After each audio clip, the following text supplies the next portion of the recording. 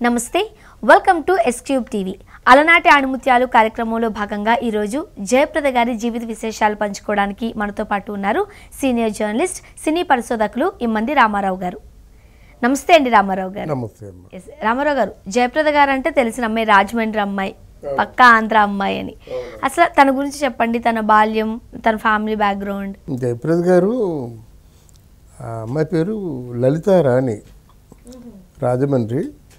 రాజమండ్రి కోటగుమ్మం దగ్గర లలిత లాడ్జ్ ఉందన్నమాట, ఆవిడ పేరు మీదే. వాళ్ళ నాన్నగారు శ్రీరాములని, ఆయనకి లలిత కళల మీద మంచి ఇంట్రెస్ట్. ఎవరైనా సినిమా కళాకారులు కానీ, సినిమా నటీనటులు కానీ, టెక్నీషియన్స్ కానీ రాజమండ్రి వస్తే వాళ్ళు కలుసుకోవడం, వాళ్ళకి ఆతిథ్యం ఇవ్వడం, ఇలాంటి అలవాట్లు ఉన్నాయి. జయప్రద గారి వాళ్ళ నాన్నగారికి చాలా ఇంట్రెస్ట్, మొదటి నుంచి కూడా చాలా ఇంట్రెస్ట్.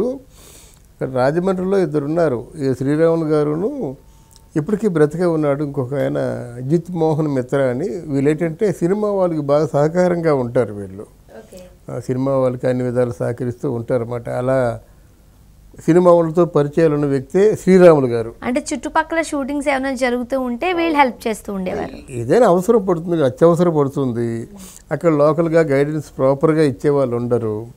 అప్పుడు ఆ ప్రాపర్గా గైడెన్స్ ఇవ్వడంలో వీళ్ళు ముందు ఉంటారు అన్నమాట. ముందు ఉండడమే కాకుండా ఆ కార్యక్రమాన్ని నెరవేరుస్తారు. వాళ్ళకి అత్యంత ఆత్మీయులుగా మిగిలిపోతారు అన్నమాట. అది వీళ్ళలో ఉన్నది.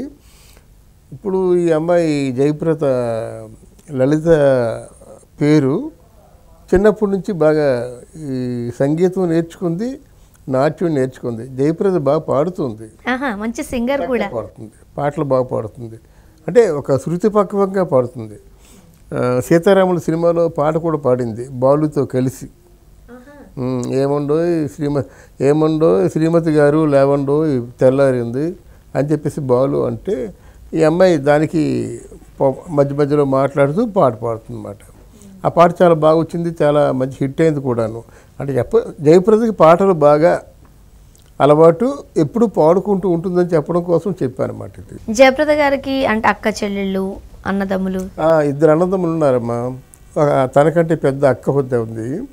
వీళ్ళ నలుగురు ఒకే జస్ట్ చాలా ప్రాణంగా ఉంటారు. పెద్ద తమ్ముడేమో రాజబాబు, ఆ రాజబాబు కంటే చిన్నవాడేమో రామకుమార్.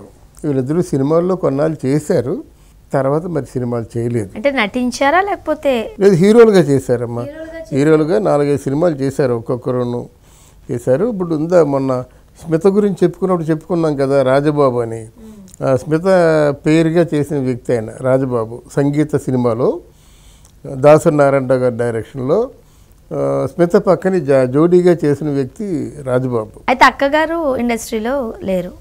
అక్కగారు లేరు. అక్కగారు తల్లి స్థానంలో వీళ్ళందరి తాలూకు మంచి చెడ్లు, వీళ్ళ తాలూకు సఫరీలు చూసుకోవడం, వీళ్ళ తాలూకు యోగక్షేమాలు చూసుకోవడం, ఆ విధంగా ఓ తల్లిలాగే సాగుతూ వచ్చింది తప్ప అందంగా ఉంటుంది, జయప్రదలాగా అందంగా ఉంటుంది, కానీ మరి సినిమాల్లోకి రాలేదు. ఆసక్తి పెద్దగా లేకపోయిండొచ్చు. ఏం చదువుకున్నారు జయప్రద గారు?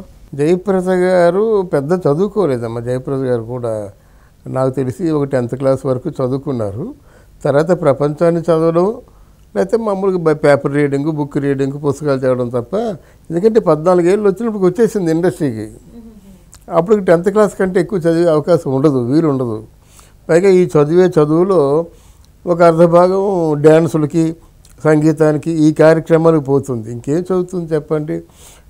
ప్రభాకర్ రెడ్డి గారి సినిమా నాకు స్వతంత్రం వచ్చింది అనే సినిమాతో ఆవిడ కెరీర్ స్టార్ట్ అయింది. అంటే జయప్రద గారి వాళ్ళ నాన్నగారికి చాలా ఆసక్తి ఎక్కువ సినిమా రంగం పట్ల, సినిమా వాళ్ళంటే.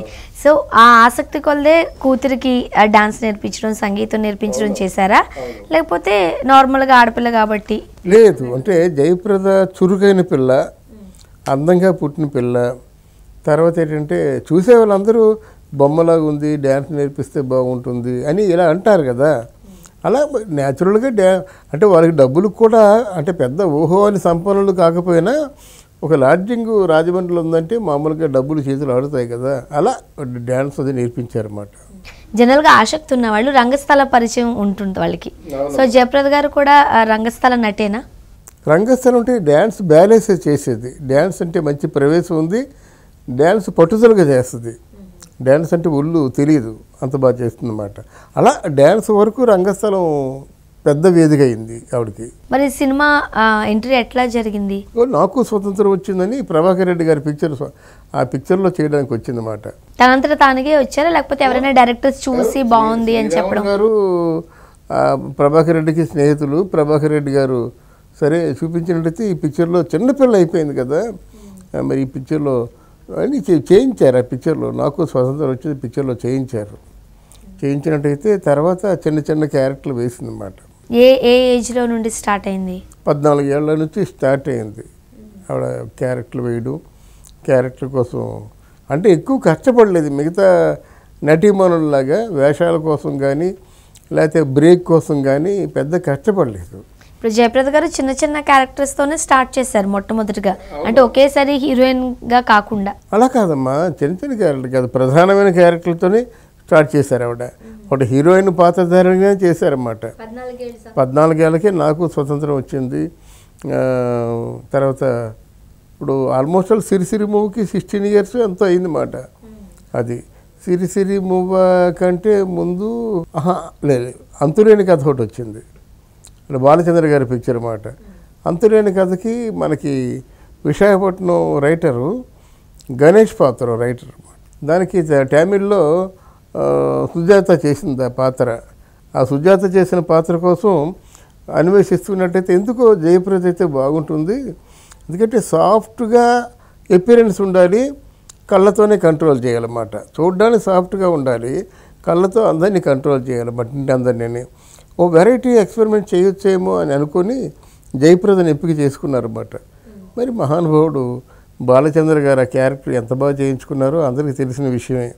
జయప్రదకి ఫస్ట్ బ్రేక్ ఇచ్చిన సినిమా ఏదైనా ఉందంటే అదే అంతులేని కథ. అంతులేని కథతో ఆవిడ జీవితం, ఆవిడ కెరియర్ ప్రారంభమైందని చెప్పాలన్నమాట. టర్నింగ్ ఇచ్చిన సినిమా మాత్రం జయప్రద గారికి అంతులేని కథ. అంతులేని కథ, నో డౌట్.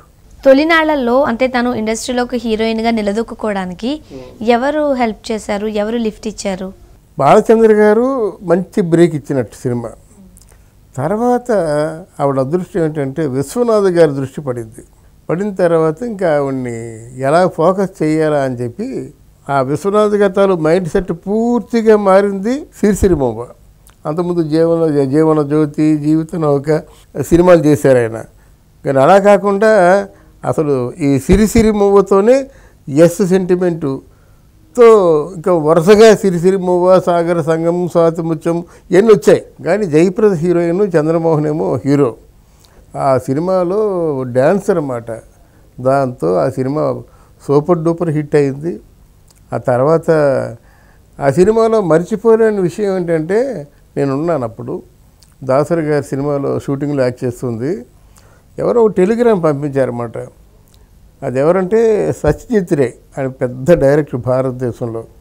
ఆయన ఏంటంటే ఇండియన్ బ్యూటీ అని చెప్పేసి జయప్రదని అభివర్ణించారన్నమాట, భారతదేశపు అందగత్తె అని. అది మర్చిపోలేనటువంటి పెద్ద కితాబు జయప్రదకి మాట. అది ఫస్ట్ భారతదేశంలో ఉన్న సంగీత ప్రియుల్ని, కళాకారుల్ని కూడా బ్రహ్మాండంగా అసలు వాళ్ళ మనసులు దోచుకున్నటువంటి చిత్రం అయిపోయింది సిరిసిరి మువ్వ. అంటే సిరిసిరి మువ్వ సినిమాలో జయప్రద గారు ఒక మూగమ్మాయి క్యారెక్టర్ చేశారు. సో ఎంత అంటే నిజంగానే ఈమెకు మాటలు రావా, తిను మాట్లాడలేరా అన్నట్టుగా హావభావాలు పలికించారు. ఎస్పెషల్లీ ఆ క్యారెక్టర్ కోసం ఏం చెప్తారు? ఆ క్యారెక్టర్ అంటే ఇప్పుడు విశ్వనాథ్ గారి సినిమాలో ఈ నటీనటులు కేవలం మైనపు ముద్దలమ్మ. ఆ మైనపు ముద్దల్ని ఎలా కావాలో అలా మలుచుకుంటారు ఆయన, ఎలా యాక్ట్ చేయాలో కూడా చేసి చూపిస్తారు. ఈవిడ వస్తుతః మంచి డ్యాన్సర్ కదా, ఆ డ్యాన్స్ మీదనే డ్యాన్స్ బ్యాక్గ్రౌండ్తోనే సినిమా తీశారన్నమాట. మాటకి హద్దు ఉంటుంది కానీ డ్యాన్స్కి హద్దే ఉంది, విజృంభించి మరి చేయొచ్చు, ఎంతలా చేయాలనుకుంటే అంతలా చేయొచ్చు అన్నమాట. కనుక దాన్ని బాగా ఉపయోగించుకున్నారు. జయప్రదలో ఉన్నటువంటి ఆ డ్యాన్స్ టాలెంట్ని ఎంతగా ఉపయోగించుకోవాలో అంతగా ఉపయోగించుకున్నాడు అన్నమాట. అదే ఇంకా తనివి తీరక అదే టాలెంట్ని సాగర సంగమంలో కూడా ఉపయోగించుకున్నాడు. అదో మంచి మెలో డ్రామా, మంచి లవ్ స్టోరీ పెట్టి కమల్ హాసన్కి తనకి మధ్య కారణాంతరాల వల్ల వాళ్ళు విడిపోయి తనకు కూతురు పుట్టినట్టయితే ఇద్దరు కలుసుకున్నప్పుడు ఏంటంటే తనకు భర్త ఉన్నాడు, కూతురు ఉంది. ఆ కూతురు డ్యాన్స్లో ప్రవేశం ఉందని తెలిసిన తర్వాత కమల్ హాసన్ తన ప్రాణాలు సైతం లెక్క చేయకుండా ఆవిడని మంచి డ్యాన్స్ అని చేసి రంగస్థలం మీద చచ్చిపోతారన్నమాట. గొప్ప కళాఖండం అది. దాన్ని అద్భుతంగా చేశారన్నమాట. జయప్రద గారు కూడా చాలా బాగా చేశారు. సాగర సంగమంలో కమల్ హాసన్ గారు యాక్టింగా, జయప్రద గారు యాక్టింగ్ అని మనం వేరు చేసి చూడలేం. ఎవరికి వాళ్ళే పోటీ పడి మరి నటించారు. రెండు ఆత్మల కలయిక అంటే అదే అనుకుంటాను. బహుశా వాళ్ళ శరీరాలు వేరైనప్పుడు కూడా ప్రాణం ఒకటిగా ఉంటూ, అంటే ప్రేమలో కూడా ఎక్కడ మరణం లేదు, అశ్లీలత లేదు. అంటే ఆయన తాలూకు ధ్యాసలో కూడా ఎంత పవిత్ర భావన ఉందంటే, ఆ వర్షం వస్తుండగా జయప్రద వస్తుంది, ఆ బొట్టు ఎక్కడ కరిగిపోతుందో అని చెప్పేసి తాగుబోతుగా ఉన్నప్పుడు కూడా అంత అపస్మారక స్థితిలో కూడా ఆ చెయ్యి అడ్డం పెట్టి బొట్టు కరిగిపోకుండా చూసేటువంటి సందర్భంలో మరి విశ్వనాథ్ గారు కాబట్టి చేశారు అన్నింటినీ. కనుక ఆ సినిమా కూడా పెద్ద మోన్యుమెంట్ అయిపోయింది. ఆ సినిమా చాలా మోన్యుమెంట్ అయిపోయింది. దాంట్లో జయప్రద చాలా ప్రాణం పోసి మరి చేసింది.